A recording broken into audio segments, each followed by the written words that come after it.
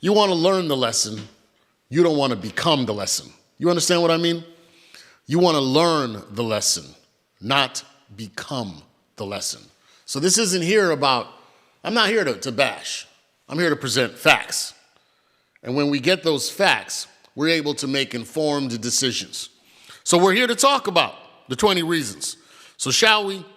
20 reasons why you should avoid single mothers. Let's get into it right now. Starting with our first one, right up. 20 reasons why you should avoid single mothers. Now, my big screen is up top. You probably could see the reflection with the ladies in the back. But here's what we're going to do. We're going to take that issue, discuss it, and then maybe politic in the chat room. You tell me if I'm wrong or right, okay? So here we go. Do a little bit of readjustment on my screen so I can see everybody. And let's get into it. Number one, ding. They're never available. Now, I'm going to release this as a meme as well with just the 20. But I want to expand on each one. So for those of you who have messaged me and said, exactly what's the problem, let me explain to you why she's never available.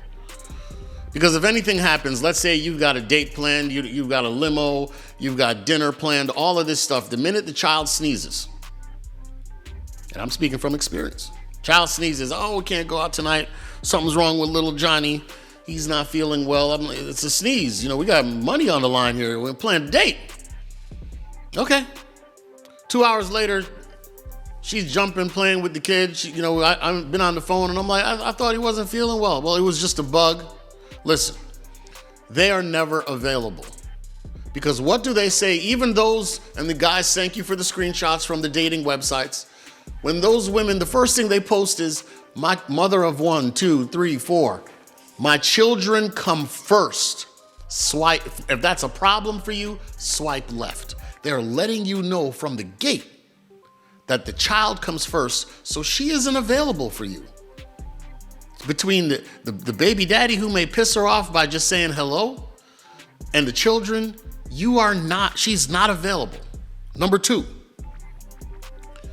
you will never be priority. And this is a continuation on number 1. You're not going to be the priority in life because she says right out the gate, my kids come first. So if she got 3 kids, number 1, 2, 3, the dog, the fish, the baby daddy who pisses her off, and if she got more than one baby daddy, but right now, and then you are number 7 on the list.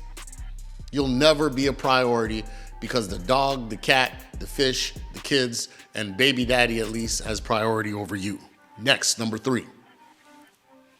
The world revolves around her. Everything. What's up, Malik? Everything is a priority for her because she's the epicenter of the earth. And as much as these women love to talk about narcissism, they exhume the very nature of narcissism. It's like a Napoleon complex. Everything is about them. The entire existence, I don't like that. I don't want that. It's like dealing with a petulant child from Willy Wonka factory, the spoiled brat one, who everything she wants is, I want this and I want that. Everything is about them. Never is it about you. And again, gents, thank you for sending me the screenshots of the dating profiles because you see it. What do they say? I want a man to do this for me, pay my bills, rub my feet, tell me I'm pretty even though you're not, tell me I'm skinny and they're obese. All of these things they want you to do, but the guy that they had a child with showed up with Cheetos, half of a blunt, and a beer, and he got to get in there raw dog. But you got to work for it and do all these other things the other guy didn't have to do. Number 4. Emotionally unavailable. They can't be there for you. The most simple thing that you want a woman to be in your life is to be a nurturer, be a loving confidant. Look, my job is to sit there and if there's a peep in the night, put my life on the line for this household. I'm supposed to be prepared to die. The reason why you walk on the outside of the street and she on the inside is if a splash should come or some murderistic psycho, you take the bullet, you take the splash. I'm expected to do all these things And you think that these women would be emotionally there. But instead they insult men. Oh, a man with a cold is the biggest baby. Listen, look at all the responsibility I got. I'm asking you to do one thing, to give a hoot. I don't want to curse because, the algorithm get on me. But that's it. That's number 4. Number 5. Baby daddy lives rent-free in her head. You could be planning the most eventful, calm, peaceful evening. Y'all about to get into it. All it takes is one text. One. All he got to say is, hello. Or, can I speak to my kids? Or, thank you for picking the child up tomorrow. Anything that he has rent-free status in her head to straight jack your relationship. And that's why when I mentioned before, you'll never be a priority, it's because should he decide to just destroy your night and just be, let one of the kids say, I want to talk to my daddy, I miss my daddy, anything, your whole night could be jacked. Because emotionally, she is still triggered to him because she still loves him. She bore his child. Number 6. Mutiny from their children. What do I mean by their? Well, the baby daddy and the mother. That's their child. It's not yours. And the child may remind you, you ain't my daddy. But there's mutiny. There's self-destruct in your home. There is plotting against the king going on within the castle. You are not safe. When you have within your castle destruction and dissension being planted, the child saying something like, you're never gonna marry my mommy. You ain't my daddy. You can't tell me what to do. You're not my dad. You have no authority over me. All of these things are destruction to the program of the king and the leadership that's on. They are there to subvert you. And if you call it out, she jumps up to defend who? Not you, them. She's willing to risk it all for them and the baby daddy, but not for you. So you introduce mutiny, a spoiler into your camp that cannot be eradicated. Number 7. The kids hate you. That was number 7. We're on number 8, but kids hate you. Because let's be honest, in the perfect world, little girls want the dream of daddy being their knight in shining armor. Little boys want their daddy because that's their dad. At its most core, are there exceptions where you have some guys that are just pieces of crap? Yes, you do. We're here to talk about the greater average, not the few and far in between, not the exceptions to the rule, but the rule. And by and large, 75, 80% of the time, the children would prefer. Heck, I would. I'm a child of a single parent home. If my dad was to say to me, hey man, I'm thinking about getting back together with your mom, I don't care who she's with. I'm like, hey, there's better options out there. In the ideal dream world, I would rather go home to have dinner with my mother and father than my mommy, my stepdad, my dad, and my stepmom. Sorry, other people, this is the unit. Number 8, the entitlement mindset. This kind of continues on the me. What's up, Lloyd? You can feel the cold and provide and can't discipline and you can't correct. He is absolutely right. The minute you start talking in my home and under my protection and leadership that I want to instill rules, regulations, and reinforce those with punishment and discipline, no, that can't go. Now here, gentlemen, based on what Lloyd's saying is where we get into the problem. The way we get into a problem is, let's say you have a child with that single mother and the programming of another man's DNA is in another child. Think Russell Wilson, right? Now his kids are all clean cut, but what happened if future son want to wear dreads and just big gold chains and gold teeth? And his daddy's like, that's my son. That's what he wants to wear. But you're Russell and you're like, yo, we're kind of clean cut, Caesar fades and nice boy haircuts, and we go to school with our polo shirts and knickers. You know what I'm saying? When that happens now, you have an alternate program. You think in the computer world, it's a virus. inside your computer program. Your program, the way you're leading this ship, there's mutiny and dissension who's messing up with your programming and a distraction. Because now your kids are saying, well, little Ray Ray gets to wear braids and has an Xbox and all of this junk food. Why can't I have the same thing? Now you have dissension in your own home. That is not peace. But this entitlement mindset. In number 8, the entitlement, once again, is a continuation of the narcissism and everything is about her. I'm entitled to, what's the most recent one? The woman said, there was a video going around right now. The woman had been dating the man for 2-3 days, and she went to the Costco or the grocery store and ordered up $200-$300 worth of clothing and food and said, you take me out, you got on a couple $100 shoes, you should be paying for stuff for my child. What? We only went out 2 or 3 times, and you expect me to drop $300-$400 on another man's DNA and seed? You out your mind? But no, that's the entitlement mindset. She actually fixed her face to say that is his responsibility in exchange for used, worn out retread poom poom. He's supposed to go ahead and pay top dollar. Where she got the stamp, the wrinkle belly on her stomach. The stomach says, Jojo was here, Brad was here, Alejandro was here. He don't need to tattoo it. The wrinkle belly says that somebody already been here, bruh. Let's get to number 9. The delusional self-image. Like I said earlier, right? These women are like, I want you to tell me that I'm pretty and I'm the prettiest girl in the world. You want me to lie to you?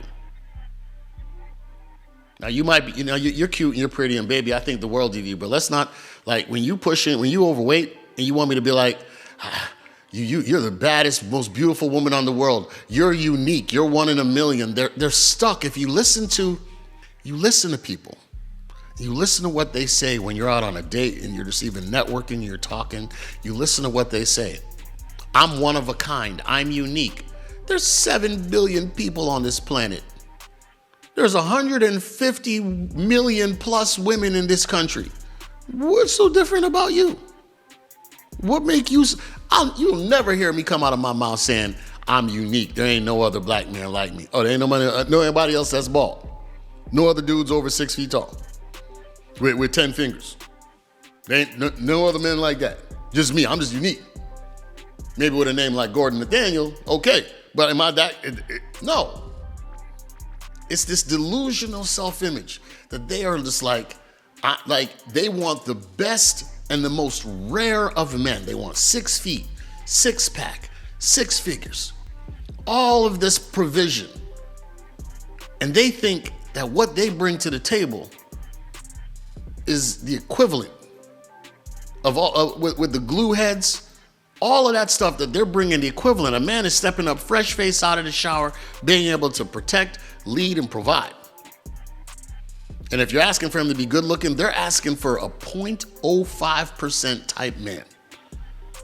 And you come to the table with what? Subpar? Average? Let's go to number 10. Always the victim. And here's where we get into it, right? The Lord said, I told the woman, you 5 foot, every man is 6 feet. You need to stop it. Always the victim. And what does that mean? They are never accountable for anything. You ask them what happened in the previous 50 relationships. They just wasn't a good enough man. They wasn't strong enough. They was too weak.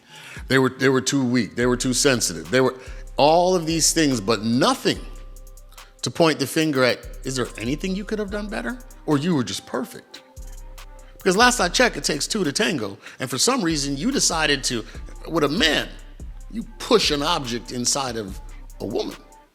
With a woman, you open up your body to allow someone to enter you. You did that on many occasions with this dude. And you're telling me that you just can't pick a good man, is what you're saying?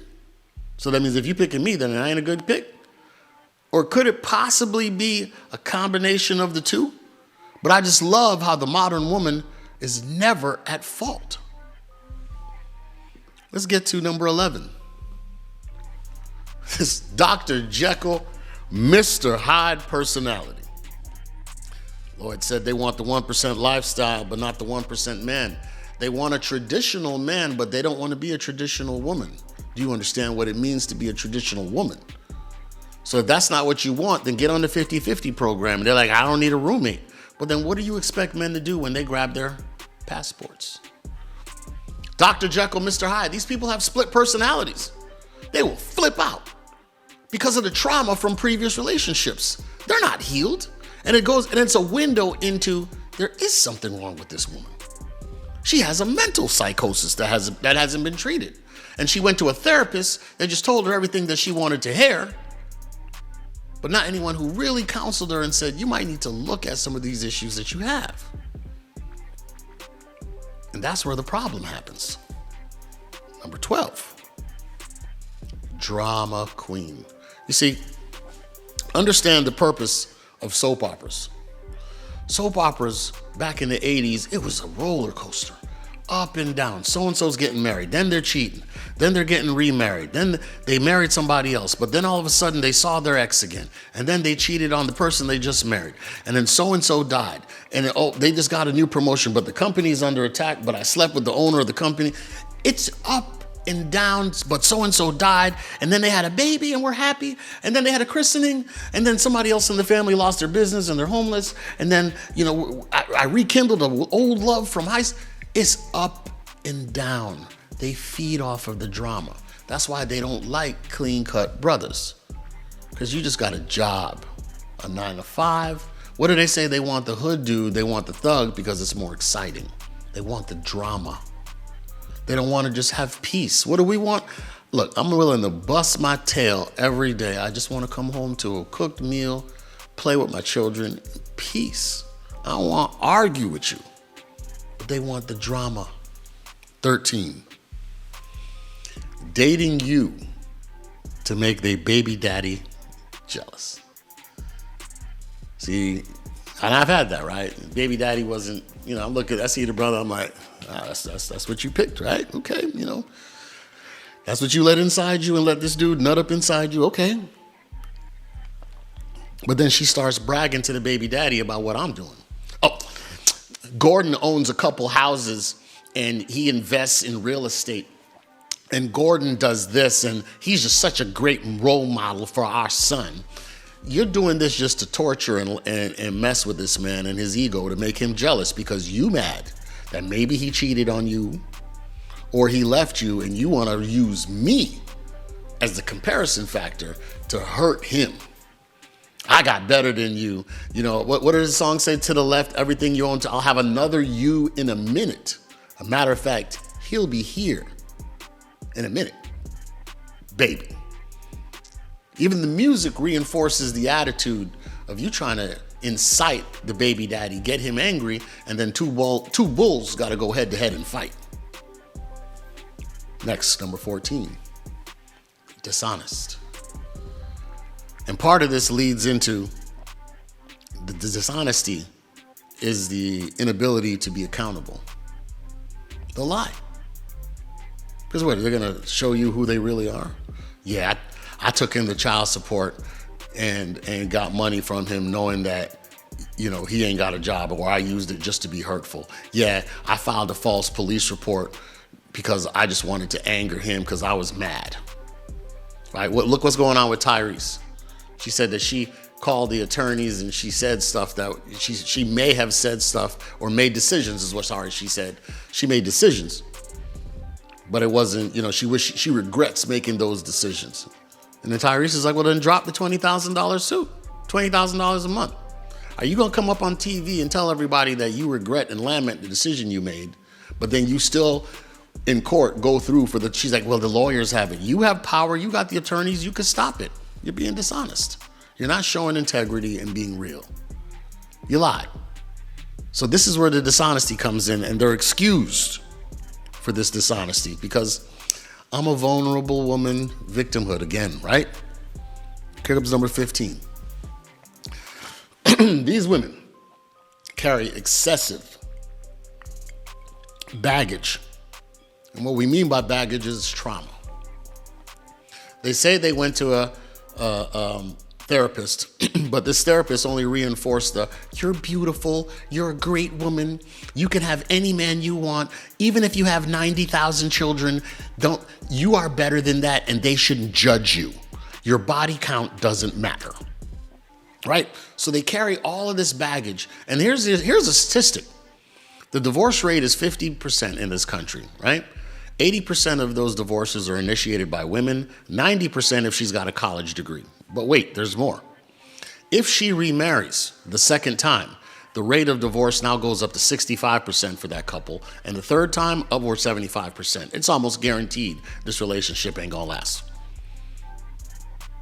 They are bringing that trauma reinforced by the Derek Jacksons of this world to tell them that they are perfect and okay when they need help themselves. They need a reassessment in understanding men.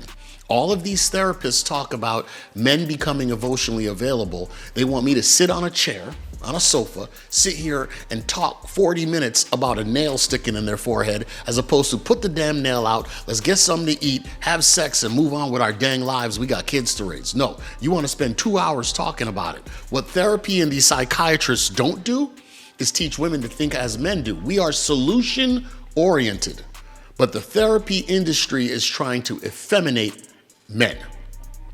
She's carrying baggage and trauma. I know my job. Provide, lead, protect. Do you know what you're supposed to do as a woman? You're supposed to be my helpmeet.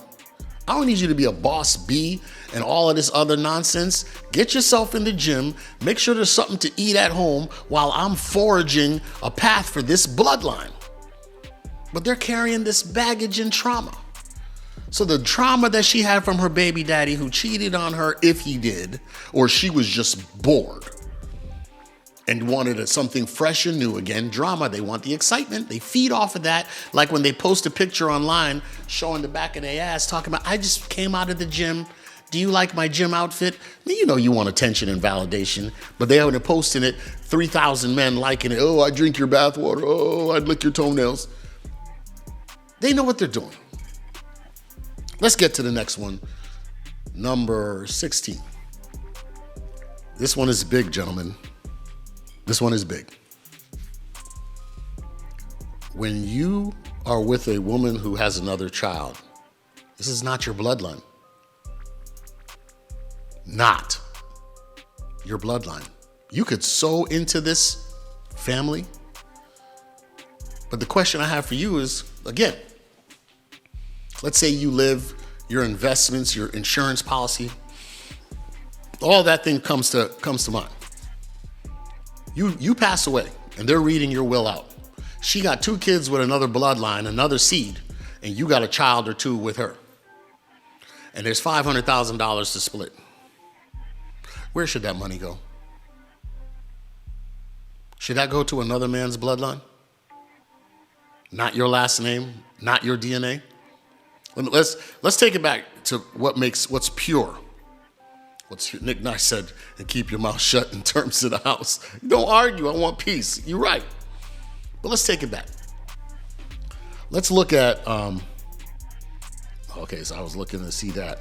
Let's look at the wild, because the reason why I like using the wild nature as an example is nature is pure. Here's the thing. A lion, the lioness in the jungle, Sahara.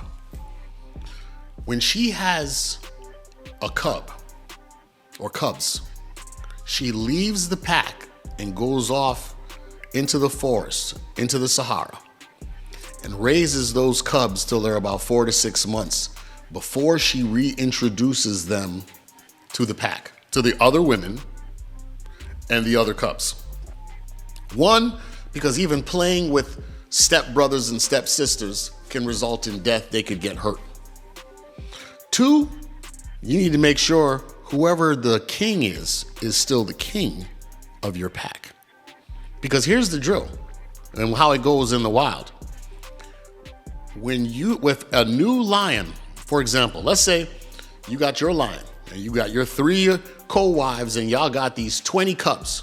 And then another young lion comes up to challenge the king of the pack. And if the king loses,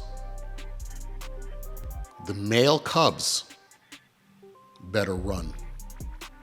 He will kill them to initiate his bloodline. He ain't sharing kill food, deer, alpaca, whatever they eat. He ain't sharing that with blood that ain't his DNA. That's how nature is pure. At the same time, when you are with a woman that has a child, another man's DNA, another man's imprint, and some studies suggest that when she conceives that child, the female body, and technically is true, if she's carrying the baby has the DNA of both the mother and the father, and she's connected to the mother through an umbilical cord that has blood. So technically, his DNA is inside her. It's a part of her body. This is deeper, man. It's deeper than just we don't get along. He has an imprint. Not only his child, but his DNA is deep in her brain. This woman has been peed on someone else's territory. She has been marked. So when you think of this is not your bloodline, and you pass away. Now, let's say you like, man, these ain't my DNA. I'm leaving this to my child. Then the child's siblings are like, man, that's messed up. You know, your dad, I thought he loved me. He called me son. He called me daughter. He didn't even leave nothing for me. So then what do your kids do? Your kids, out of guilt because of their stepbrothers, cut piece of your offering, your blessing, and leave it to their siblings because, you know, we all blood. Even though we ain't got the same daddy, we all blood. So you compromise the wealth of your future generations because this other DNA is there. You understand how important bloodline is now? This is why this is a difficult conversation. Next, 17. They're masculine. Well, as a single mom, she's now assumed all the roles. Not only is she fit, fine, feminine, those roles that she's supposed to do. She's supposed to cook. She ain't got no problem cooking in. But now she also has to become a leader. That's a masculine role. She has to become a provider. It's a masculine role. And she offers protection. It's a masculine role. So now she's walking in being a dude. And that's why then they become belligerent and argumentative and say and want to fight and argue with you. Right?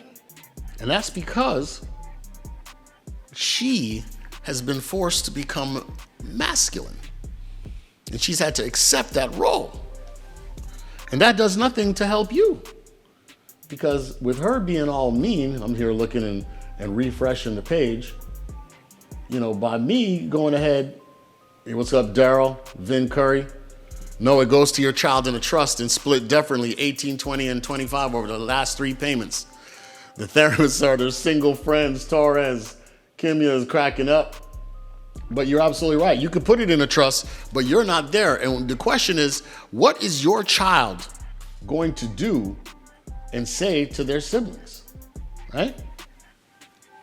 When their siblings are, let's say the baby daddy ain't sugar honey iced tea, and they leave this stuff for the baby daddy. You leave it for your child. What is your child gonna do to their sibling? When their sibling is like, man, my daddy ain't trash. He ain't left me nothing. Can you throw me 20 grand out of that $500,000 your dad gave you so I could go ahead and get a car or finish paying off? If they truly grew up in a loving environment, there ain't nothing I'm not gonna do for my brother and sister, right? They're gonna do it. But I'm just letting you know, this is yet another reason that your legacy will be compromised because now your DNA becomes part of another man's DNA family structure.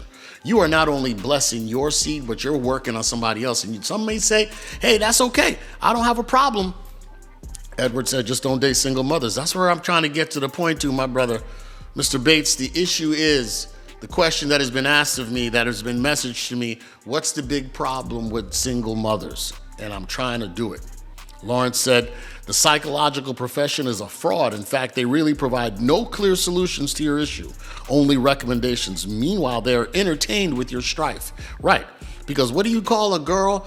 A therapist sees a girl with red or blue hair come through the door. Man, that mortgage is paid off. That girl gonna be here for 10 years. She got all kinds of issues going on. And you think they're just gonna fix it? No, we're gonna talk about it hour by hour, by week for years. They're incentivized to keep you as a client, not to fix you. So, number 17, we're almost at the bottom of the list. They become masculated because they have to assume all these roles, and then they'll say something like, well, I'll become feminine for the right person. Well, see, now that's conditional, because even if you're a Christian, it says a man who finds a wife finds a good thing, which means when I find you, you are already wife-like. Not because I married you and put a ring on your finger, now you know how to be a wife. I mean, we've all seen Charlie Brown and Lucy hold the ball, and he goes to kick the ball and swoop. So you're saying, oh, I got to marry you for you to treat me like a feminine woman. No, that's conditional, because I'm expected as a man, when I show up to the altar or when I court you, I'm already supposed to be a provider. I'm supposed to exude leadership skills and protection ability. I'm supposed to show up at the table when I see you with all of that going on, that I could do all those things. You should also be wife material. Hence why the Bible says, he who finds a wife finds a good thing.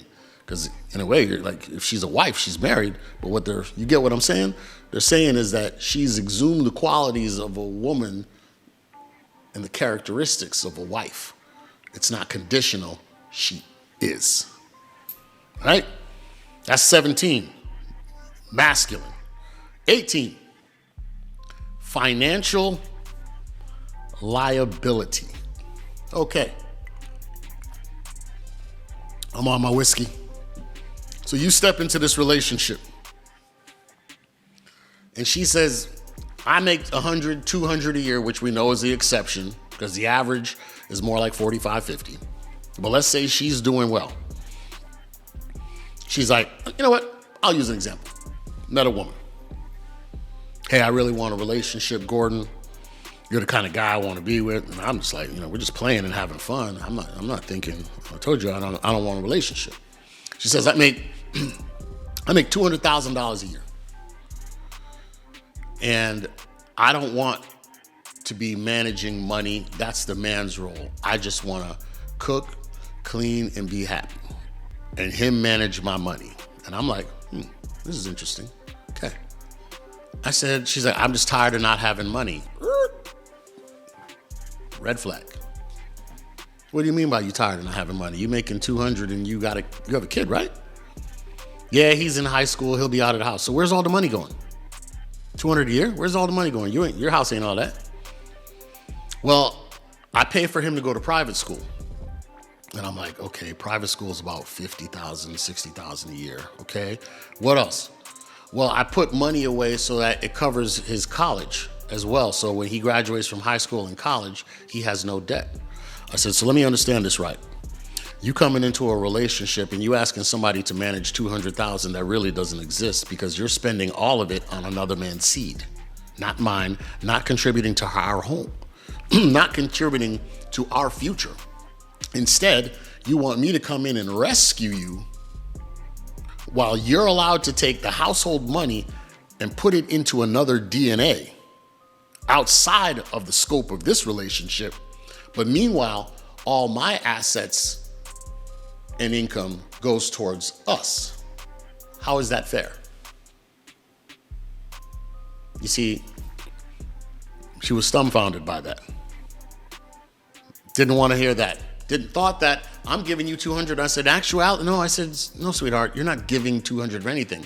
You don't have anything to give, because you have decided that all the money you make should go into the child with another man that you had that you said was a one-night stand. That was your call. Because if I were a man and I chose to get with you, because a lot of the things you're saying about being feminine, it's because life beat you into submission. You was strong and independent, but now wife is kicking you in the tail. And you're like, man, I just want to be feminine. I don't want all the responsibility. I want somebody to pick the dinner, what we eating, all of that stuff. Life has beaten her into femininity. That's 18. So the liability, even though she says, a woman can say, well, you don't have to, my kids don't need a daddy. I pay the bills. So you're working, submitting to your boss because you don't want to submit to me. And the money that you make, once again, is taking care of another man's DNA. And it's not used to build wealth in this house. How would that make sense as a decision for me to make when it's not in my interest, let alone best interest? So they come as a liability. Any number of children. Oh, I have 3 kids. Okay. So if you and I were to ever get married, be together, we have 1 bedroom, and then you got 2 kids, so that's 2 bedrooms. I need a guest bedroom for my mama or even my own child. And then, my own child. So now I gotta go find, because I get with you, I gotta go buy a 5-bedroom house when I was just fine with a 3. Now I need a bigger car because we got 5 people that got to ride in this. You can't all be in a little mid-sized sedan. Now I got to go buy an SUV. Oh, and now because we got all of this extra square footage, now the heat bill, all of these things go up. The grocery bill. Now we really need a Costco membership because we buying packs of meat. Right? The Glenfiddich or the Johnny Walker. Nah, man, I'm drinking this sweet stuff. What's it called? Some peanut butter whiskey stuff, man. It's like crack, Mr. Bates. Screwball. Whew. Love this stuff. King Tim, what's going on? What's going on? So let's go into Timothy Roberts. Women always fund their priorities first. That is so true. And the priority is another man's seed. Because that's her child. And you know what? You can't knock what she's doing. That's beautiful. But I'm going to get to the point of this after the 20 questions on when the exception is the rule. And thank you for tuning in this long. Let's get to number 19, because you are walking into a liability, and that's not even just with the children. If you adopt these kids, and it's slowly getting there where the laws are going to say, because you adopted these children or you operated in the scope of a father, if you divorce her, you're going to have to pay child support on children that ain't even your seed. Whoo! Legal ramifications. 19, increase rate of birth defects. And I've talked about this issue a number of times on the show because, again, for those of you who have helped me to get where I am, it gives me more time to research issues. Statistically, if a woman is 30 years old, the child has a 1 in 1,000 risk rate of autism. 30-year-old woman, her eggs, because they've been in her for 30 years plus 9 months. 30 years, the chance of autism is 1 in 1,000. A 40-year-old woman, Google it if I'm lying, Google it. A 40-year-old woman, the rate of autism in the child is 1 in 100. You go from 1 in 1,000. Every year, it drops 100. Till inevitably, when she is 40 years old and you're like, you're beautiful, your body's killing, you look great, let's have a child together. The chances of that child being Down syndrome and autistic, but specifically I'm speaking of autism, 1 in 100 at 40. So 19, the increased rate of birth defects applies, depending on, of course, the age of the woman. If she's under 30, okay, she still got fresh eggs. And you stepping in with 1 or 2 kids, she still got fresh eggs. But at over 30, that risk goes up every year. You meet her at 35, y'all take about 2 years to kind of figure this out. She's 37, and you decide to pop it inside her, and you roll in the dice. When that autism comes out, you got nobody to blame but yourself. They're like, my girlfriend is 42 years old, and she's had children. Y'all are selfish. Do you know the risk? If you knew the risk, women would say, look, over 30, not doing it. No kids. I can't. I don't want to do it to you, brother. I don't want to give you a bad egg. I love you enough that I don't want to do that to you. But if that's something you really want to do, but they're selfish. Why? We go back. They lie. Dishonest. And finally, number 20. This is a big one. Body count. This is the holy grail. Let's say, ever notice how women never disclose genetic disorders but always ask the man about theirs? So that is true. Because, and I've had a woman, I made a little Facebook short, and I talked about that, and they were like, you're a liar. My girlfriend, hey, just because she had a kid doesn't mean it was a good egg. If you went to the store and it said the eggs expired November 30th and today is the 3rd, would you buy it? Would you take the risk of you crack that egg open and it smells like rotten eggs and still eat it? You are gambling. Trying to see into the future, Renato said, how will the life be after their breeds? Body count. Let me get to this. And then I'm going to talk to you a little bit about the exception to the rule, and then we can cut. Body count. And again, thank you for showing up. I need you to like and subscribe. I need you to share this with your friends who are dating a single mother and beyond hit it and quit it, smash and dash, but actually fell in love because she done put it on him good, because she knows what to do to hook you. She knows what to do to hook you. All the stuff that she didn't do for her baby daddy, she's doing for you to hook you. Hook you. Look, everybody knew half of the NFL and NBA was passing around Kim Kardashian, right? Kanye ran up in her. His mama was gone. He was vulnerable. And he saw that pretty, and I ain't gonna lie, girl's beautiful. He saw that pretty face in the middle of the light with the candle going. She came up from being down low, and he was like, man, I'm in love with this girl, but man, that's why it's dangerous. They know what to do. She knows her reputation. He made her honest, put a ring on her finger and made her a wife. He thought everybody was gonna forget about that until her 5-year-old saw the video with Ray J. I hit it first. But anyway, body count. Statistically, this is important. If a woman has had over 10 sexual partners, the risk for your relationship is 80%. If she's had over 10 sexual partners, there's an 80% chance that relationship ain't gonna work. If she's had less than 5, the rate is 20%. If she's had 1, it's like single digits. Why? Because she emits a chemical. It's a bonding agent. Oxycontin. Is that the right one? Oxytocin? I always mix them up.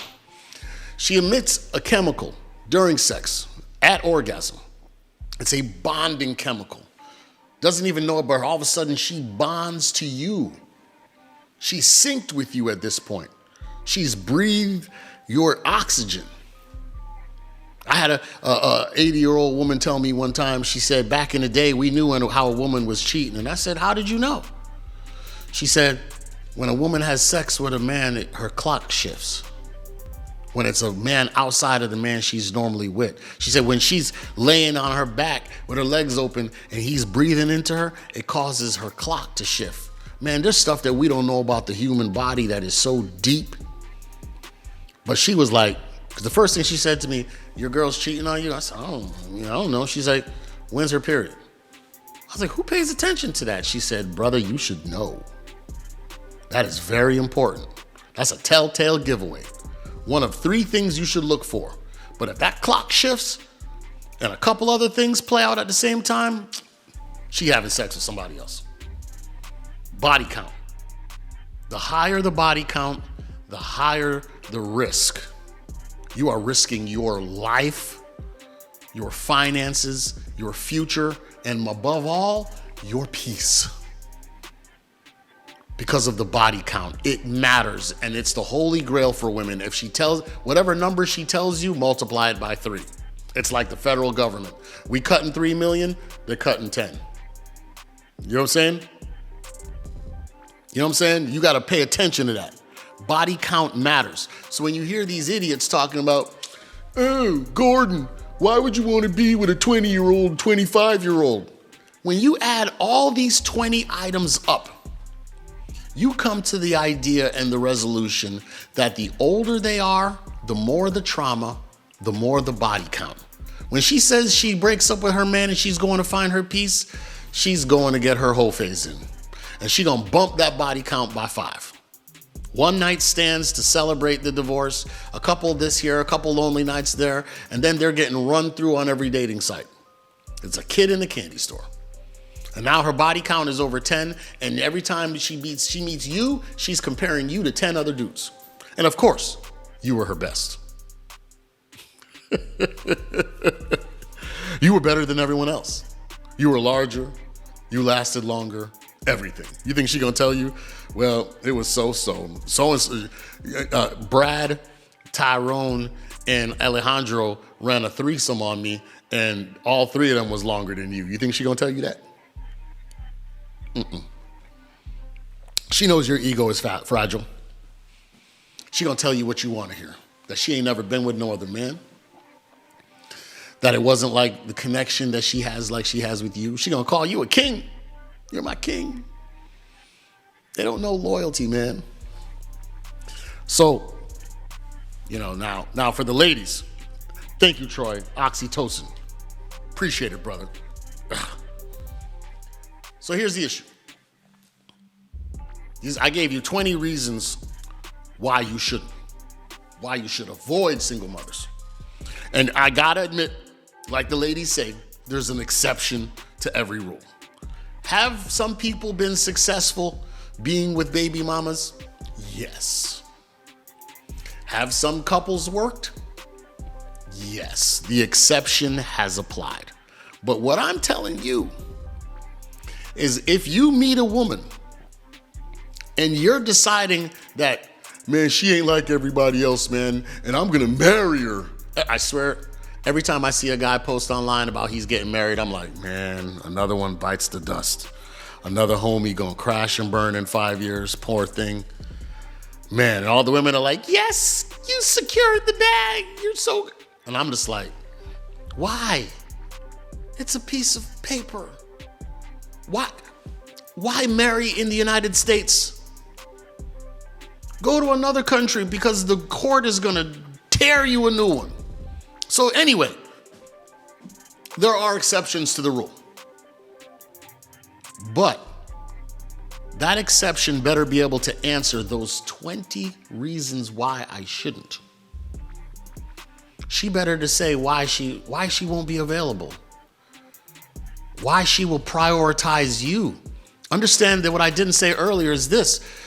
The Bible says, and I'm going to use a lot of Bible references, whether you believe in Christianity or not, it's a great manual of how to lead your life. And there's some great rules in there. And the Bible talks about, a husband and wife cleaving one to another. It doesn't say we're going to cleave and them kids. It says husband and wife cleave one to another. In other words, you can make more kids. If you were married to that woman and she had no kids, and here's one for you. If you were married to her and y'all had no kids, and then you decided to have kids, would she prioritize you? The answer is yes. But because you're a stepdaddy, you get the title husband, but you don't get the treatment husband. That's messed up. You all in, and you all in on the betting table, and she's not. Will she make you a priority? Because if we had these 2 children, these 3 children, this child together, you would put me as priority. You wouldn't tell me to go reach out to my son or my daughter because they're upset. You'd be like, go talk to your daddy. But with a stepfather, what do? Almost every stepfather I've spoken to, I ask that question. When the child's mad, the woman tells him to get on his knees and damn near give the child a blowjob. So what does the child do? She turns the child into a narcissist because the child is used to a grown man getting on his knees begging for their acceptance. As opposed to you go to the man and apologize. No. When you're the stepdaddy, you got to grovel to the child. So is she willing to do that? She's going to make you a priority. Is she going to say the world doesn't revolve around you, it revolves around us? Is she going to be emotionally available for you? Look, I had a hard day at work. I just need you to rub me on the back of the head, make me some porridge, a freaking turkey sandwich, something. Baby, I'm going to set a tub for you on your way home. I'm going to make sure I'm there for you. I got you. You rest, my king, and go out and fight another day tomorrow. I got you. I know you could do it. Just because you lost a job, just because you lost a contract, just because something didn't work out. I believe in you, honey, and I know you're my king. And if anybody can get it done, it's my man. He gonna get it done. Are you gonna do that for me? 5, baby daddy lives rent-free. Listen, we ain't talk in this bedroom. When you and I are in this home, his name is not to be mentioned at the dinner table. I will not permit the children to be talking about him at the dinner table. It is only about this family in this house because you are my king. Number 6, mutiny. Nah, I ain't gonna tolerate that. I'm going to pull my kids to the side and say to them, this man pays the bills around here. This man is the leader of this house. You gonna listen to this man. Don't worry about me. What he says goes. Is she gonna do that? Number 7, if the kids hate you, look, if you don't accept this man as he has been ordered by God to be my husband, then you can leave and go live with your daddy. Number 8, entitlement mindset. No, it ain't about me, it's about us. 9, delusional self-image. Listen, baby, honey, she got to be able to say, listen, I've gained a couple pounds here and there and I'm not looking my best, baby. Would you come to the gym with me and help me to get it right? I need your advice. Do you think I should go to a gym? Do you think I should get some implants put in? What do you want? What could I do to look good in your eyes? And I'm not going to take no offense because I know I'm over my body weight, but what could I do to please you, my king, to make sure that I'm taking care of making you number one? Tell me exactly how I am, and that's a holy grail for these women. You tell them anything contrary to what they believe is them being a 10, and they ready to drag you. 10, I'm not the victim. I've done things that I'm not proud of. I cheated on my baby daddy. I did this to him. I took the money and did stuff for myself. I went out with my girlfriends. There's things that I could have done better that I learned being a grown woman now that I should have done for my husband that I didn't. I should have cooked for him. I should have cleaned for him. I should have pressed his pants. I should have done anything. I could have read a recipe online. There's so many things I could have done to make our relationship better, and I was selfish. This man went out every day, got up at 6 a.m, braved racism, the world, the weather, whatever it was, came back, paid the bills, and all he asked for was a little bit of comfort. Because as a woman, you should know that if a man doesn't, statistically, if you don't orgasm 4 times a week, then your rate of prostate cancer is increased by 30%. So even though I'm sick and I don't feel good, honey, I'm gonna blow you, I'm gonna jerk you off, I'm gonna have sex with you because I need to keep you around, because as a wife, if you don't come 4 times a week, I've increased your percentage of getting prostate cancer by 30%, and then they be the first ones running off online talking about, he can't even get it up at 60. Did you do your part? Number 11, is she, where am I at? Jekyll Hyde, am I going to go ahead and control my attitude? I ain't going to raise my voice at you. I'm going to respect you. Forget love. I don't want you to love me. I want you to respect me. Respect me. You going to do that? I'm going to check myself. If you use the code word pineapple, it means check yourself. Go in the room and go find God and start praying or something because you're out of line. You going to do that? 12, I'm not going to bring no drama in our household. I want peace in this house. As a matter of fact, I'm painting peace on the front door of the wall, so everywhere I go, I'm going to tattoo peace on my forehead. Even when I look in the mirror, I'm going to see peace. Because that's what that's the currency of that household is peace. I got war going on outside of this house. I don't need war in my own home. I promise to you, I will bring peace. 13, I'm not, look, baby daddy's irrelevant. 14, I will not lie to you. Now, you can't prove that. I'll lie detector this relationship. Right? They got an app that you can talk to somebody and it senses that it's just like taking the dang the polygraph test. It asks you to say 10 statements, and then you put the phone down, and as they talk, you can tell if they're lying. They got an app for that. You lie to me, it's 10 strokes with that paddle, girl. I'm a Phi Beta Sigma member, so pull that dang paddle out. Get in the cut, girl. You lied? Oh, heck. Number 14, you're going to leave that drama outside of this house because if you really want this relationship to work, we can't have it in the household. 16, she got to be able to say to you, look, man, I know this ain't your bloodline. I know these ain't your kin. And I'm asking you a lot. I'm asking you to come in and take care of somebody else's lions and raise them up. And they could potentially attack me when I'm old and vulnerable and kick me out of everything that I built. I know what I'm asking you. Is she willing to understand your perspective? 17, there's only one man in this house, only one captain of this ship, and that's me. She got to be able to say, I know my place and my role. I submit unto you. You the king, you the Don Dada, it's your world. I'm just a squirrel in this buck. 18, I will not be a financial liability. All my earnings and whatever will be turned over to this household to determine what we're going to do. There will be no preferential treatment with any of my children. I ain't putting in for no college fund. I'll help with high school. They can go to a charter school, but this money is for this house. If he go to private school, all the kids got to go to private school. I'm going to take my money and pay for your kids too. 19, increased rates of mark. You can't do nothing about it. If she's over 30, there's jack she can do. So you better pray that you don't want to have kids because roll the dice. Finally, body count. Another thing you can't do. She ain't going to tell you. But then when y'all are done, she's going to be like, yeah, and I know I lied to you, but I really slept with 100 dudes. And you're like, if I'd have known that, I wouldn't have made this decision. So anyway, Ronaldo saying straight to the facts. J. Cole Malik said the same thing. Nick Nice, truth. The Bible will keep you straight. We make we make these mistakes and they come back and bite us in the ass because we don't heed the warning. I'm gonna get back to it. Learn the lesson. Don't be the lesson. There's so many options out there. That's why they're so threatened by the Passport Brothers movement. Because there's so many options. You don't have to put up with this, brother. And for the sisters that are willing to answer those 20, that's what's up.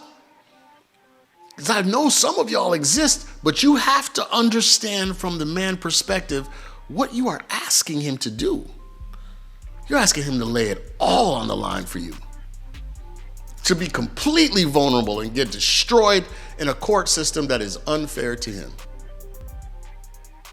Would you tell your own son to date you? And either way, you're wrong. Yeah, I would tell him to date me. I'm a good woman. You would tell your son with no kids to go date a woman with no kids. Knowing the drama you got with your baby daddy. You would tell your son, then you hate him. You should go ahead right now, pack his bags up and take him over to his daddy and say, I ain't fit to raise a boy. There's no way you would want your son to have that.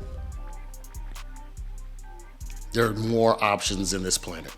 You don't have to settle. There's no shortage on used retread tires. No shortage. That being said, I need y'all to tune in next week. Tell a few friends. Man, I didn't even show my clip. But, again, thank you all. We crossed over 1,000. And one day we're going to be at 1 million having this conversation. Be like, man, I was there in the beginning. I need your support. Need your support. And it's not even just financial, man. Tell a few friends. Be like, look, I caught this brother online. The show is real.